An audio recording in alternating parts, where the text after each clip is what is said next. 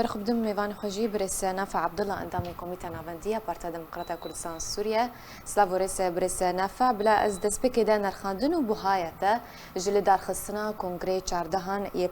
پارتا دموکراتا کردستان بزانبم کرم کن پارتا دموکراتا کردستان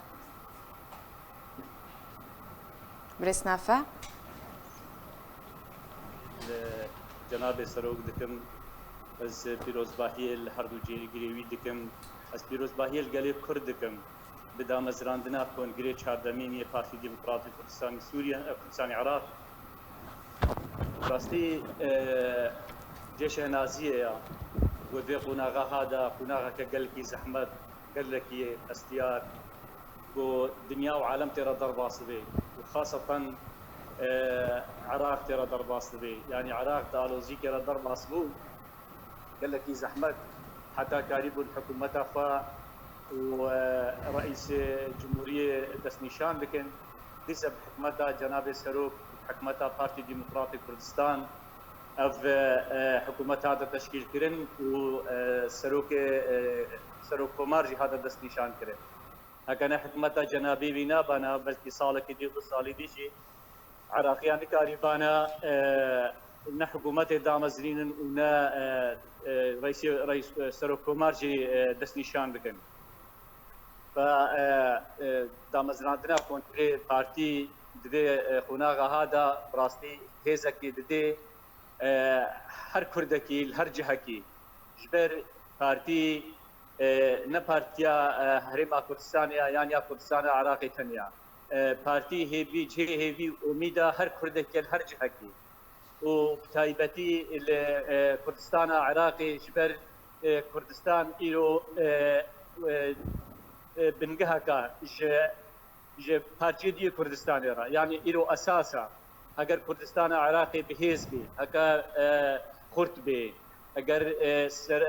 يكي وقت جناب سروك وكاك مراد جبكار اني صمام الامانه اگر او هبي بارتي ديجي بهيزن وكرد هر كرد الجهه كي ديجي بهيزا وهي دي اميدي بينا خرطبن باشا ما نافع البدر يعني برسالة چند راوستن يعني جبر چه نحزن پارتی دموکراتی کردستان گله کنم تایبتی دو هسر و برزنی دو تاره خدا گوت تخوازم سرساقی الوا کسب کم کو خوا آماده کربون جبوی خواندن فتحی سر پارتی دموکراتی کردستان يعني پارتی دموکراتی کردستان بردارخستنا کنگره به سرکفتنا هیا برچاب به نوعیت کو سر و برزنی وصف کری او کسن کو حاضرت کرن جبوی خواندن فتحی سر پارتی دموکراتی کردستان ببي كونغري تشنا مجهندما تشجوار وقب أوايك راست دراستي جناب سروك أخافتنا وينا جي خدايا ل بلا أو كسن حس البيراوا بي تشلو شاشاد وقتا بارتي ديمقراطي كردستان عراق هذا دامزراندن لسردستي جناب سروك دابو برچاوی خوا دجمناتیا با دولتی بو کردستان پارچه کربون یانجی داگیر کربون دابو برچاوی خوا و او کسین گو بابا گریدای لی هر پارتی مؤتمره کی خوا گریدایا پیستر بوا یعنی مؤتمره تأسیسی دا بیراما طبعا وقت ما خوندي او بارتيين نقول كردستان يبون تبع وحل كر تبلي بارتي ديمقراطي كردستان يبون يشبركوا برزانيين لر سروكا بو سروكي في بارتي اگر او سروكي في بارتي قال بارتي دي شيبون قال كومالا شيبون لي يشبركوا جنابي برزانيين امر بابي روحيا توا قال كرد بو سروكي في بارتي پارتیا رزگاری کو حل کر پارتیا هوا کو حل کر پارتیا شورش کو حل کر جميع پارتیا کو هبون دوی قناغدا کو حل کرن تبلي بارتي ديمقراطي كردستاني بون او بارتي حتى ايروجي بردوامه وقاريبو همو هيز وعشير وخندغات وكسن كو حتى عسكر بون دناب جيش عراقي دا هاتن تبلي بارتي بون وقارب بارتي خرد بكن وبهز بكن فإيرو أف بارتيا برزانية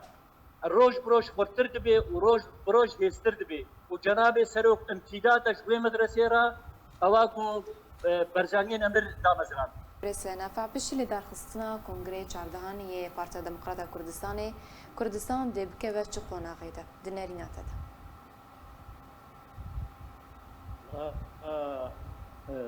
بحورية مدى شقا بارتي خورت بي وشقا بارتي بهيز بي والقاسي هريما كردستاني جي والقاسي عراق جي بيش دكبي ف جريدانا فيكون جري ودركتناي بفا انجامي هيجا بحورية مدى وبارتي بكبي وبارتي جي وهريما كردستاني جي وقابنا باش والبيش آبيجي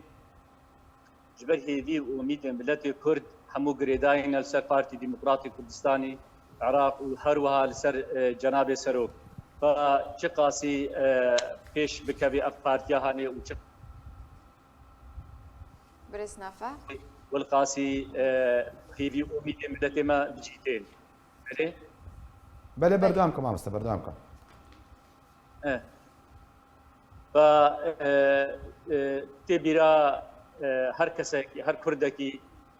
شورشا ایلوله اختا پارتی خورت بو بهز بو قاری بو شیست و چارا دا اعتراف انتزاع که حکومت عراقی ذهبونا ملت کرد ما في ملت کرد دستور عراقی دا وصلاح هفتی دا هزبونا پارتی و خورت بونا پارتی هشت گو حکومت عراقی نچار ببی اتفاقية يازده آدار توقيع بك يا حكم ذاتي هروها شورشا جولاني وجبهة كردستاني هشتقو حكومة عراقي نشار ببي انتفاضة هات الدار خستن وحكومة عراقي نشار بو اعتراف بفيدرالية كربشتي برلماني كردستاني فيدرالية اعلان كرد فاف بارتيا هاني شقاسي خرت بي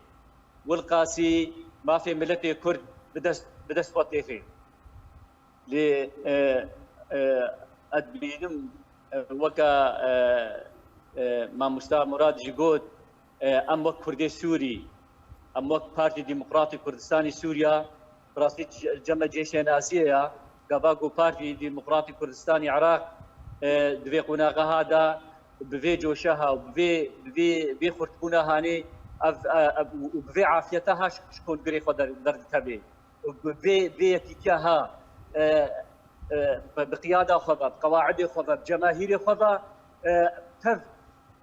بيبدن ايه ببرزانيه بريباز بسركت فامشي وقت بارتي ديمقراطي كردستان سوريا براسي عمل بيدري بهزبن وام استفادش تجربه وادكن او تجربه او ترى ضربه صبون جلو شاشا فتا بارتي هكا دامزراندن وفقنا غيغو مغودن كوناخ ترى ضربه صبوا چه شيستويا سورا ايلولي شيستويا كده بي چه اتفاقيه حكمي ذاتي بي چه انتفاضه نوطو يكي بي چه اعلان فيدراليه بي دامزراندنا برلمان بي دامزراندنا حكومتي بي دست نشان كرا سروق برزاني جارا كمين شريما كردستاني رقي دست نشان كرن وقت سروق هريما كردستاني راسي افغونا غيغو بارتي تيرا ضربه سوي ام جزا خوش جي دغرين وام جي مفاي سوديجي دغرين وقت بارتيا اخوي سوري باشا ما مستانفع البدري كونغري بارتيا ماشي برسم ابو ما مستانفع يعني انها هم بري انا كسي بري ويل كونغري وهم بارتيا ديمقراطا كردستان سوريا جي بري ويل كونغري خويا كل دار بخ يعني بردا ام بين لسروچن راوسن بارتي چند صدمك ابو كونغري باش كات شر داعش بو بيرن پشتی 16 اکتبر 2017 بو هاتل دارخستن يعني بارتي ديمقراطي كردستان سوريا حتى شراده که دارخستنا كونغري کی سرکفتی یه چاردانی پارتی سودی جوردگری يعني چاوا جو پروگرامه و سودی ورگریتا کو او جی پلان خو برنامه خو جو پیش روزه به همان شوا بجن بجيب كي والله شكم اني زمان مقو ام وكا بارتي ديمقراطي كردستان سوريا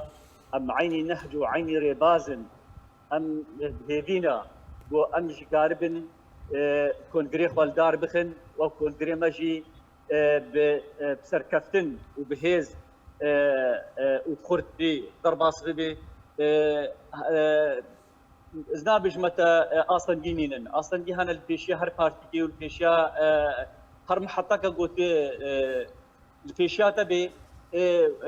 زحمتي ويجي هنا وبراستي سهلة يويجي هنا زحمتي هنا جبرقو نحسي قلي كرد ونحسي فيري بازي قالك اصلا جاج مرة شي دكن هم داگیر کر هم دشمنی گلی کرد یگو ایرو کردستانی داگیر دکن و پارچه دکن و هم جی پارتین بو خود بینن ایرو منافس جی پارتیا مرا یان جی خود بینن وک خصم جی پارتی را دخوازن آستانگی او زحمتیا چیکن جی پارتیا مرا جبو خاطر کلمه چیکن کنگر تأجیل ببه یان هنک خلافات درخی ناب حوالا بأد بجرم حواله ما جبلو ترك نهج ما وربازا ما استر خلافات يعني سرقا ناكي جو فازش مرة دخي ام جولو بهسترن ام بارتيك هفقرتينا وما زال جنابه سروك موجودة وبارتي ديمقراطي كردستاني عراق بهيزا امجي هيزا خوجي دقرن وامي كونغري خو بكن نيزيك دور و پارتیشی مؤتمر خلدارخی لی بهرین کو حواله مجی وی رساله وی نامه جناب سروک باش فهم بکن و رساله کو پارتی ديمقراطي كردستاني عراق جدر كتي حوال تف جي فهم بكن انه نحسي بارتي ونكنن نحسي بارتي وبقرين استخدم وسركفتني بارتي امجي وسركفتني اني وقف بارتي ديمقراطي ثاني راس سركفتني ما مستا نافع يعني زبم لسر بجاري بارتي الرجدة لسر زيدا كرنا رجاء باش داربونا جنيد سركرداتي دا كوميتانا بندنا بيجن يعني بفي سياستا كو بارتي جبلي جنيجي يعني بيك هاتو نتوين دندنا باريزن بارتي ده هنو افشندها هاتيه تكسكرن جاليه تبع سركرداتيا بادا كيبا تماكو تبع نتوين كردستاني بيك هاتين كردستاني اندام سركردن د بارتي ده هروها بارتي گرنگيه كمازن د رجاه بونا جنيد سركرداتي ده چواته كي د چه بوهايه كي مازن د بارتي قصدي نغريب السر بارتي ديمقراطي كردستاني عراق جبر ديروكي دا جنابي برزانية نمر وك منظمات الرديف بارتي ديمقراطي كردستاني رشيكرن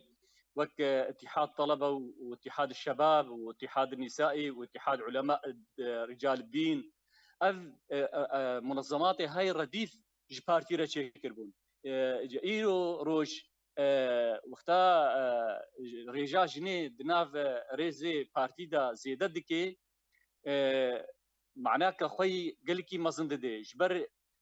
اف دولتي جو بيش كتن اف دولتي جو ايرو روج رولا واسر مستوى جهاني هيا ريدان جني هوقاسي جن د جهه برياري دبي هوقاسي او ملت يان او دولت يان او حكومات يان او برلمان بيش تكبن هوقاسي رولا جني ضعيف بي ولاواز بي والقاسي او ملت يان او دولت لاوازن وباش تكبن وام دبين دولتي مي روشلاتانا بين شقاسي لاوازن وشقاسي ضعيف جبر اغلبي واني رينا دانا جني يان دورة جني لاواز كرنا لي شخور الدولتي اوروبي دولتي غربي تماشكا شقاسي دور دانا جني جنبو حتى رئيس دولة يعني بو رئيس حكومة فشخورة لي تماشك شقاسي بيش كتنا أو دولتها فبارتي ديمقراطي كردستان بفي غافا هاي بيروز و براستي كردستان بكبي وضعكي خوشترده والداي شعبي دولتي دردورا مجي شهريمي بن جهاني بن وشعبك مازن لهرما كردستاني تماشا بكن وبريان هاجي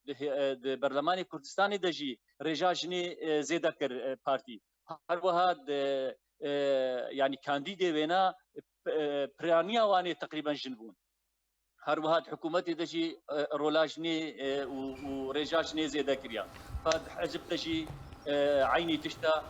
ودليل بيشكتنا بارتيا ودليل بيشكتنا في ريبازيا ودليل دور ميزاندنا في بارتيا شي قاسي لبيش الميزانه والبيش تماشدكي جبر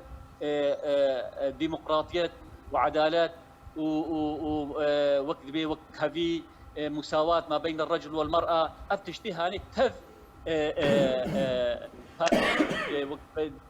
أركك إخوة ببيني أركك إخوة واجبك إخوة بود هندروي كردستان دا